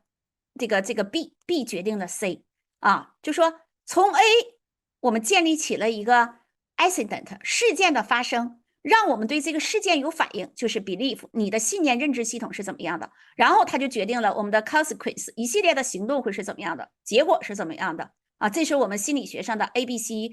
这样的这个三部曲啊，就是我们所有的行为你倒推的话都来源于他心是怎么想的，然后他经历了个什么样的事儿啊，大家仔细想想啊，那么这个事儿本身就叫事件，那么这个认知和行动背后它一定是有认知支配着的，如果它就处在事件这个层面上那就再简单不过了，我们就引入该怎么去建立它的认知和行动。如果它是处在认知上的，那你光去说事件有用吗？你要端正它的认知然后让他认知再指导他具体的行动哈。我这么讲大家可能觉得太灰色了，我就举个例子，比如说我的朋友总跟我说这是在做直销，你看他说的是我的朋友说我来做这件事儿就是在做直销，他说的是不是一个事件？已经不是事件了，他说的是什么？是他朋友给到他的一句话掀起了他心中的一个疑惑，是在 belief 这个层面的，这个疑惑让他不想再往下做了，或者不敢再往下谈人了，因为他心里认为他朋友给他这个结论好像是值得怀疑的，对不对？是他的认知层面没有解决问题，所以他可能就止步了。那我们如何去解决认知呢？不是这个直销本身的事件，根本不是，是认知的问题。那你要这么来去跟他解析区分我特别能理解他们这样说，那你怎么看呢？我想要的不是直销是咋回事，我想要他表达的是你对爱健康到底是什么，你是怎么看的？我要他的 belief， 我也不要他的伙伴怎么说的这件事件，我要他的 belief。 你这个事儿问下去，接下来就能对话了。他就会说我觉得爱健康也不是直销啊，你说他们怎么说都是直销呢？我说那你我特别想听你分享分享，我也跟你来学一学哈，在你的理解里爱健康为什么不是传统的直销？你都看到了什么？你来跟大家分享分享，我们大家一起来跟你学习哈。他就说呗，他能说多少说多少，然后我们再接着去做补充。我觉得你说的真的特别好啊。那我经历了2年，我看到的爱健康真的是一个创新性的商业模式，已经从封建的那个直销时代走出来了，已经走到资本时代了，走到共享经济的时代了。刚才你说的太好了，你就用你的这个方法去回应给你提出这个质疑的人。如果你的朋友总跟你这么说，你下一个别理他了，在他身上浪费时间干啥？他可能是不对的人，你再去翻牌，你就知道该对这样的问题怎么来对答了，对不对？我再教你几个如果这样的问题出现的时候，你还有其他跟他回应的方式。你问问他，你说你有没有看到国家在大力倡导跨境电商啊？我来跟你分享分享爱健康这个模式，你看它是不是跨境电商？在中国保税仓唯一的一家 NMN 概念的落地了，你说得不得到政府的保护这种模式是不是合法的？我还可以告诉你好几个方法让你回应有关的问题，你说会不会激励他继续分享的愿望？区分，有的时候是要跳出事儿来跟他进行对话的，你不要就围绕这件事儿。你说论证这是不是直销？有啥用吗？我们说明它不是直销就好了，这叫区分，这个是要在功夫里见啊，大家不断的去总结摸索啊，这是教练技术当中非常重要的一些基本功哈，大家慢慢来体会哈。好，那被启动呢有4种人啊，一般的情况下有4种人，针对这4种人呢，有不同的就是这种启动的方法，就侧重点。比如说有一种人叫低意愿低技能，我又不想干，我自己又没啥本领，是不是有这样的一些人呢？大量的人没有相信的能力，就是现在也失业了，也没啥文化，认知也上不去，你又不想干这件事儿，然后就被捞到线上来了，哎，就是说来了解了解吧。你这样的人反倒不好启动，对不对？这个时候你跟他说大道理，跟他问问题，一定程度上不太有用。对话也不在一个频次上，就是问的也很累挺，然后听着也很累挺，那怎么办呢？就讲一个和他差不多的故事就可以了。啊，讲一个这样的故事，而在我们团队当中，是不是也有非常平凡的就这样的老百姓啊？那你就讲一个他的故事，那你看他和你一样啊，当时也是不相信，然后也意愿不是很强，然后也没有什么太多的这个学历啊，跟你的情形差不多的，但是我们大家一起协助他，现在已经达成100人幸福长了。你一个月也挣2、3千美金呐，你觉得他能做到，你是不是也能做到？你只要是想做，那我们就有帮你的方法。你觉得你愿意做这个尝试吗？我们就讲一个故事，讲一个跟他差不多的人的例子就可以了，这就最简单的哈。第二个呢，低意愿高技能，就是还没有明确想做的意愿，死死的，走走停停的，但是呢，他有认知能力啊。这个时候怎么办？就要做那种升维的发问啊，通过发问触动他的灵魂，触动他深度的思考，让他最后做出一个决定啊。第3种人呢，高意愿低技能，表达强烈的想要，但是呢，能力还不行啊，各个方面哈，可能还需要学习啊。这样的人是不是也有啊？那他就觉得我有意愿来做，但是我这个看东西啊，一整就忘，然后呢，记忆力也不行。你看，一般的就是年龄偏大的人都是这样的。那我们就让他有个成功的跟他差不多的参考案例给到他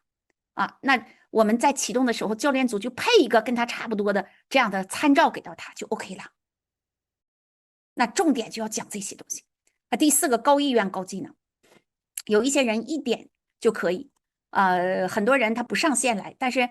高意愿高技能哈，他说你先给我发点材料，我看一看，然后我有什么问题再跟你上线来沟通。这样的人也很多，是不是？像对这样的人，他只要是已经知道爱健康是什么了，咱不妨就给他点资料，要有效的授权，要信任伙伴去授权，然后我们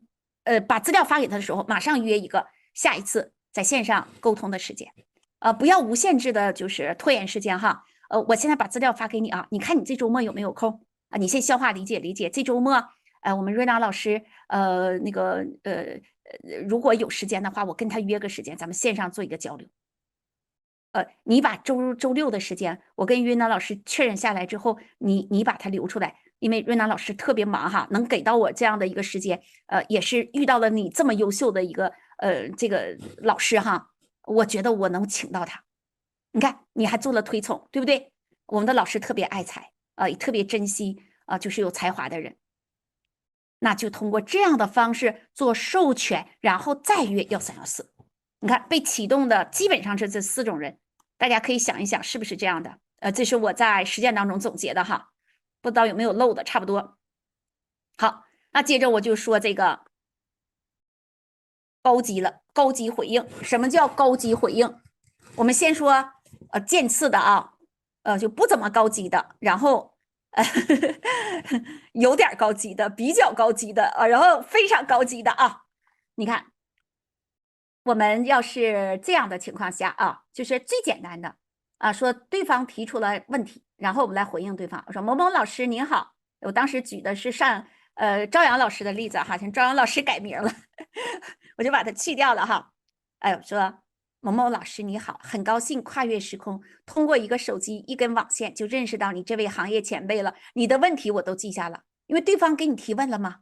你涉及到回应叫 receive， 你接收到了，你最起码你告诉你都记下了吧，这是一个回应，对方也会感到很舒服啊。但是还有更舒服的表达啊，叫 reflect 啊。刚才老师您提了3个有价值的问题，我不但认真记下来了，也进行了同步思考。这几个问题太有意义了，感谢你提出的问题，是不是给对方有赞美了？这就有一点给到对方的高级感了，对不对？这几个问题太有意义了，给到对方认同了啊。第3种，复述对方的观点啊 ，reference。老师啊，你有谈到作为一个系统，最重要的是落地经营，成本小，能实实在在帮上刚进来的伙伴，别把刚进来的钱又整在了市场上哈。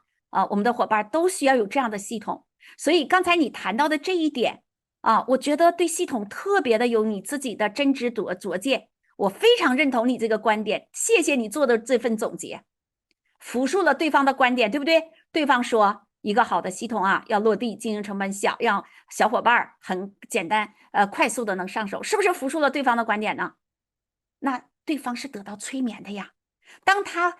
观点被别人口中说出来一遍的时候，他多开心呢！伙伴们，你试试，你说了一句话被对方复述出来，你看你开不开心？你心里淤不淤作？我们老百姓叫淤作啊，舒服的感觉，因为你被人重视了呀。那还有一种啊，最高级的表达，总结对方的价值感啊，价值感 report 怎么总结呢？某某老师真是非常荣幸认识您，今天您谈到的几个问题和观点都让我茅塞顿开，我看到了您作为行业人士的专业水准和职业理想，更让我感受到了你的魅力和风采。我们系统真的特别需要你这样的行业大家。哎呦，我觉得我们创始团队啊，还有我们的这些高阶领袖们，一定都非常欢迎你一起和我们来建设系统，一起成长。不但实现你的梦想，也可以透过你这份专业技能帮助上更多的人。是不是总结对方的价值啊？对方有什么样的价值被你总结出来之后，你看我们说他行业人士、专业水准、职业理想啊，观点啊，太让我们茅塞顿开了，看到了他的这种魅力和风采，欢迎他，是吧？他能实现梦想，还能帮助其他人，总结了这么多的价值点，这叫高级回应。大家可以在每一次你去参加教练组赋能的时候，你看这些东西，然后就你这一场被启动对象提供的情况，你就刻意练习，你把它写下来，你就努力的去用高级回应去感受一下，或者你用不同的层级去感受一下。当你的教练在做高级回应的时候，你做前面这些回应，做补台，你看看创造什么样的能量场。这叫4R 的4种回应的境界啊，大家慢慢来理会啊。重要的发问举例啊，刚才我们已经举了一些例子，那还有这些个举例啊。一般的情况下，伙伴的问题都围绕着这些方面：价值问题、承诺问题、潜能的问题啊、自我察觉力啊、这种想借力的这种心愿，还有他不敢定计划，不敢定目标，基本上是围绕着这几个方面哈。那我们都给出了一些范例啊，比如说关于这个价值问题，把时间用在哪儿？你每天能拿出多长时间做这份事业？你是否想过，如果你从事爱健康事业与放弃爱健康事业1年之后会有什么样的不一样？哎，亲爱的，咱们现在就看看这张梯形表，我把这个梯形表共享啊，你看看我们在这里的爱健康这个事业的总结，你哪怕做一个加法，你看看有什么样的不一样？你一个一个的，你来比较一下。这叫什么？价值上的发问啊！爱健康的价值应不应该引起他的重视？第二，承诺上的不敢承诺，所以他说那个我没有合伙人啊，我没有合伙人。我就问他，哎，我说你跟你的伙伴公开讲过你想做这个事业吗？而且你愿意拿出时间陪伴你的伙伴做这个事业吗？你有没有这种承诺给到对方？对方说我没有这么说过，但是他们都知道我做呀。我说那你给告诉对方，你的承诺变成时间表，你每一天哪个时间能够帮助伙伴，你把那个每天做315的时间表列出来放到群里，这就是一个无声的承诺，而且是一个最有力量的承诺。你回去做这个315时间表好不好？哎，你每天能做30千瓦卡的打卡好不好？你不需要说我要做这件事了哎，我这个一定要做成什么什么大将军，那直销时代喊口号打鸡血过去了，咱不做那个，咱们用实际行动来做出一份承诺，用你的时间表，用你的3支青蛙卡 ，OK 吗？你说能不说 OK 吗？如果他真想做，是不是啊？这是承诺问题，激发潜能。自从你决定从事爱健康事业，哎，你跟我分享一下，你都做了哪些事儿？你觉得你还有哪些方面没有发挥出来啊？领导人没有发现你的优长的，在你看来哈，或者是跟那个其他伙伴问啊，其他的伙伴们，在大家看来啊，这个咱们的这个菲奥娜还有哪些做爱健康的优势？我们一起来帮他总结总结这些优势，未来在咱们团队当中都会得到他的贡献的。你看我们拥有这样一个伙伴多开心呐，多为他骄傲啊！来，大家一起把他的优点都把它列出来，你一句我一句，是吧？潜能激发，还自我察觉。哎，你觉得你现在想做爱健康，但是又没有做出结果，最大的卡点是什么？你觉得你的障碍点在哪里？你认为有哪些方法可以突破？这让他自己来先自省自我查找，然后我们再给到他可行的方法啊。那我认为呢，我分析一下啊，我觉得你看看在这几个方面是不是还有没有彻底的这个解决？1、2、3啊。然后这几个方面呢，我觉得只要我们把问题找到了，我们就有解决方案，已经这个问题不是问题了这个问题就是答案了啊。所以这些问题可能在你心中是梗在那里的，但是今天开始就不是问题了，因为咱们找到怎么来解决它了。那系统还可以给你一些有利的方法，1、2、3。那么你原先设定的目标是1个月就达成10个那个10人天使，那你要用对了这些个方法，我觉得你可以带出2个人跟你同步达成10人天使，你觉得好吗？那么如果1个月你就有个30人复购，那是多好的一个裂变的开始啊！你愿不愿意接受这份挑战？我们咨询线一起来协助你，让对方得到更多的支持。